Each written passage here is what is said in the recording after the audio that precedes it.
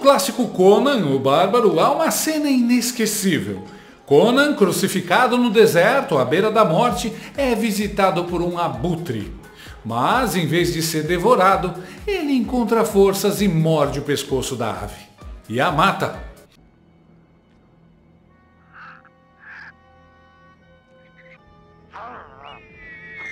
Mesmo fraco, ele não se rende. Ele luta. Corta para o Brasil real. Jair Bolsonaro, internado numa UTI, debilitado, em silêncio, lutando pela saúde, recebe a visita mais grotesca possível. Uma intimação judicial, enviada pelos urubus de toga do Supremo. Mas assim como Conan, Bolsonaro não se abate. Encarou a oficial, leu a peça do STF com calma e respondeu com firmeza. O que começou como uma tentativa de intimidação virou mais um tiro no pé da corte. Bolsonaro mostrou força e a opinião pública detonou os togados pela psicopatia. Nem na doença eles conseguem abater Bolsonaro.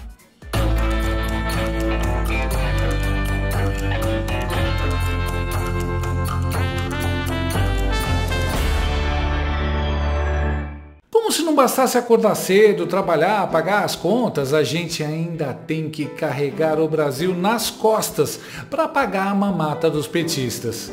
Chega uma hora que o corpo reclama, não aguenta.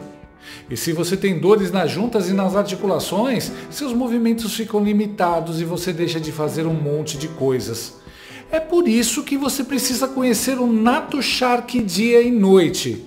Ele é um suplemento alimentar natural, feito para ajudar no tratamento das dores nas juntas e articulações. Veja a reação dos inscritos aqui do canal.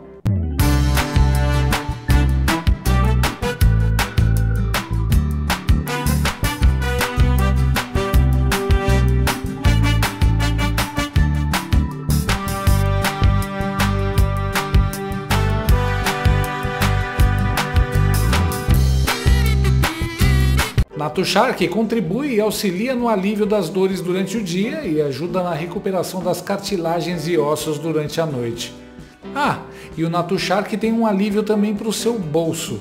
Você pode parcelar em até 10 vezes sem juros e não paga taxa de entrega. Além do mais, a NatoShark tem mais de 20 anos de mercado e é uma marca que apoia a direita e os conservadores. Num país com tantas grandes empresas que fizeram L, a gente tem que apoiar aquelas que têm os mesmos valores que os nossos. Então, não perca tempo, ajude o seu organismo a diminuir essas dores chatas e tenha mais qualidade de vida. Ligue para o número que aparece na tela ou acesse o link na descrição desse vídeo e peça o seu NatoShark dia e noite, agora mesmo. Senhoras e senhores, preparem seus estetoscópios e suas ordens judiciais, porque hoje vamos direto ao Centro Cirúrgico do Bom Senso, que aliás entrou em coma assim que Alexandre de Moraes, também conhecido no submundo da megalomania como Xandemar, o inquestionável, decidiu que seria uma ótima ideia enviar uma oficial de justiça para dentro de uma UTI. Sim, uma UTI, para intimar ninguém menos que Jair Bolsonaro. Porque, claro, quando você quer mostrar que tem poder, você não apenas cruza a linha do razoável. Você pega um trator, atropela a linha e ainda dá ré para garantir. Sim, nessa quarta-feira, uma oficial de justiça foi ao Hospital DF Star de Brasília para tentar intimar o ex-presidente Jair Bolsonaro. A visita teve como objetivo notificá-lo formalmente sobre a abertura de um processo no Soviético Tribunal Federal, que o julgará por envolvimento em um planejamento de tentativa, de sonho, de treino, de ensaio, de vontade, de desejo, de ficção, de pensamento, de um suposto golpe de Estado de Taubaté, que nunca aconteceu.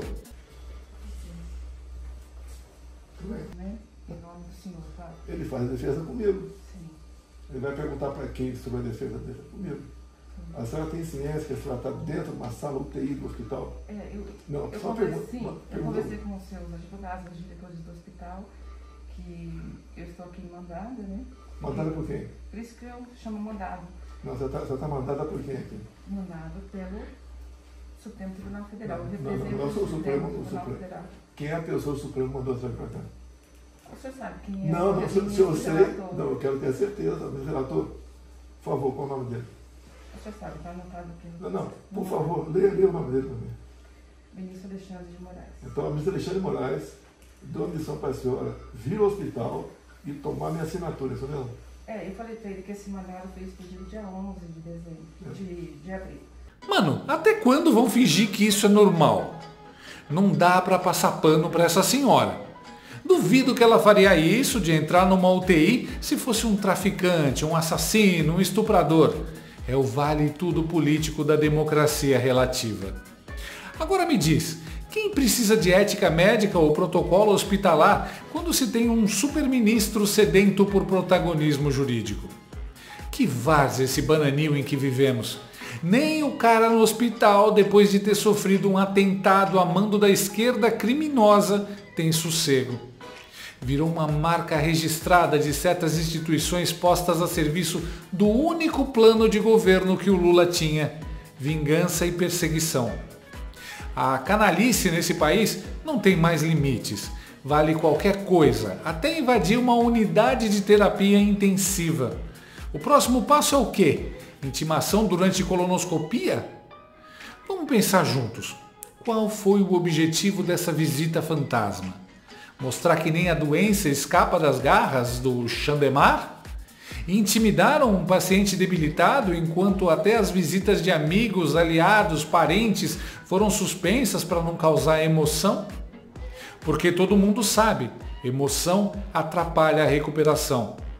Agora, imagina receber uma oficial de justiça com uma cartinha do STF dizendo: Oi, é só um lembrete de que mesmo doente, você continua sendo vilão da nossa novela institucional. Foi para gravar o estado de saúde de Bolsonaro? Foi para dar um sustinho estilo Jogos Mortais? Olá, Jair, quer jogar um jogo? O nome do jogo é O Supremo é Quem Manda. Parece que Xandeclilson está querendo o papel de Lord Vader do judiciário, aquele que não precisa de coração porque já está 100% lado negro da força. E enquanto isso, Bolsonaro, o improvável Conan da política nacional, mesmo debilitado, respondeu à altura. Recebeu o oficial, olhou nos olhos da injustiça disfarçada de legalidade e mandou um recado que ecoou direto nos mármores do Supremo. Você não deve estar sabendo, você não faz parte do Supremo, a não ser como chefe dos plantonistas, etc. Bom, inquérito 13.1 de novembro de 2018, o Alexandre de Moraes classificou como confidencial, como secreto. Porque a minha acusação é que eu comecei a dar um golpe dia 29 de julho de 21, numa live onde eu ataquei o sistema eleitoral. Tá? Tudo começou lá, segundo a Polícia Federal e segundo o relator Alexandre de Moraes. Tudo começou lá. Agora, está faltando, né, já que atacar o sistema eleitoral, como eles me acusam, está faltando retroagir um pouco mais isso aí. Eu ataco o sistema eleitoral, a palavra certa não é essa, é critico. No mínimo desde 2012, eu apresentei uma emenda no passado, foi aprovada a emenda para ter um voto impresso, a senhora Dilma Rousseff vetou, o veto foi derrubado e depois o Supremo Tribunal Federal, acredite, por 8-3, diz que o voto impresso é inconstitucional. Eu quero o sistema eleitoral para o meu país igualzinho da Venezuela, igualzinho do Paraguai. E não esse sistema que está. Isso é crime? Criticar o sistema eleitoral passou a ser crime agora? Enquanto isso, o povo, aquele detalhe incômodo da democracia, observa de longe, entre indignado e acostumado, porque no Brasil já se espera de tudo, até que a próxima intimação venha por pombo correio durante uma cirurgia. Vamos dar nome à operação. Missão UTI Possível, estrelando Chandelier, o ministro que confunde Constituição com Grey's Anatomy. E o episódio da semana foi digno de Emmy. Paciente em estado delicado é surpreendido por uma intimação judicial enquanto luta pela vida. Um clássico drama jurídico-sanitário. Aparentemente, na cabeça brilhante do nosso cabeça de manequim, o melhor momento para um cidadão responder à justiça é entre uma dose de morfina e outra de soro fisiológico. O que é um desfibrilador diante do poder de um mandado, né? Talvez Xandeilson tenha achado que Bolsonaro fingia estar doente, que o leito de hospital era, na verdade, um camarim. Talvez ele imaginasse que ao entrar a oficial de justiça pela porta, o ex-presidente pularia da cama, gritando: "Pegadinha do malandro!" Spoiler, não era pegadinha, era só falta de humanidade mesmo. Engraçado como a justiça trata o esquerdista de forma diferente. Quando era o Boulos, passaram 6 anos sem intimar e o processo prescreveu. Boulos fica 6 anos sem ser encontrado pela justiça, processo prescreve e promotor desabafa. Já Bolsonaro foi intimado dentro da UTI, com um rasgo de 40 centímetros na barriga. É muita vontade de salvar a democracia. O STF virou uma boy band do mal, porque quando você envia uma intimação para uma UTI, você já não está mais fazendo justiça, está fazendo show. E show com paciente internado é só aceitável em novela da Globo, com trilha triste e final feliz. Mas aqui o final feliz seria só se o bom senso voltasse.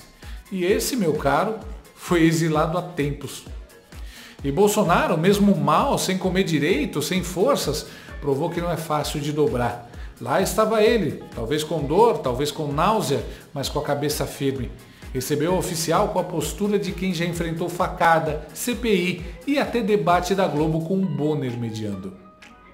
O cara não recua nem com acesso venoso no braço. Buscar um cartão de vacina com ele, pegar no telefone. Eu peço por favor. Eu peço por favor. Eu peço por favor. Eu peço por favor.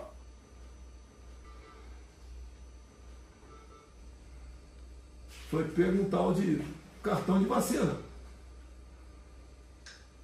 Que depois o PGR sugeriu e o Supremo arquivou.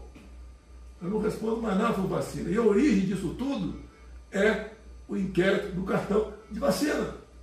Tudo tinha que ser anulado daqui para frente. Por menos de 1% disso, anularam a Nova Jato. O que o seu relator quer? Ele quer me prender. Ele quer me condenar.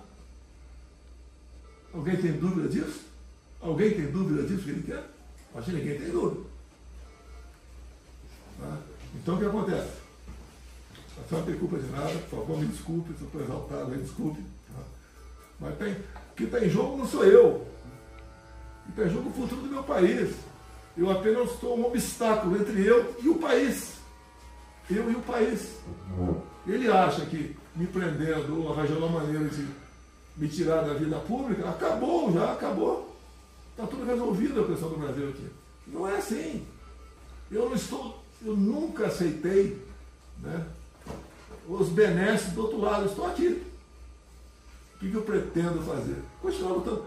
Não vou sair do Brasil, não vou fugir do Brasil, fique tranquilo. Você não vou ter motivo para decretar a preventiva minha. Né? E o que eu quero é ajudar meu país. É só isso, mais nada. Deu uma lição de moral, simples, direta, firme. Mostrou que o país ainda precisa de homens e mulheres que não se curvam a absurdos, mesmo em estado de vulnerabilidade. Enquanto Xandirene brincava de Rasputin da República, Bolsonaro dava aula de compostura. O STF sai cada vez menor e Bolsonaro, curiosamente, sai maior de uma cama de hospital. O que leva um ministro a tomar esse tipo de atitude? Talvez seja o ego, aquele bichinho que, quando cresce demais, começa a morder a razão. Chandelle parece ter se esquecido que não é protagonista de filme da Marvel, mas um servidor público. Servidor público. 2 conceitos que ele tem ignorado com maestria. Quer mostrar força? Mostre no voto. Quer aplicar justiça? Faça com equilíbrio. Mas invadir a UTI de um hospital? Isso é coisa de vilão de peça de teatro infantil. O Brasil assistiu a mais uma cena deprimente, onde a toga virou capa de bruxa malvada. E pior, tudo isso enquanto um homem deitado, cercado de tubos e aparelhos, era transformado em alvo político num momento que pedia compaixão. A reação, claro, foi exatamente o contrário do que o Supremo queria. Todo mundo chocado com um ato grotesco e até quem não gosta do Bolsonaro ficando ao lado dele.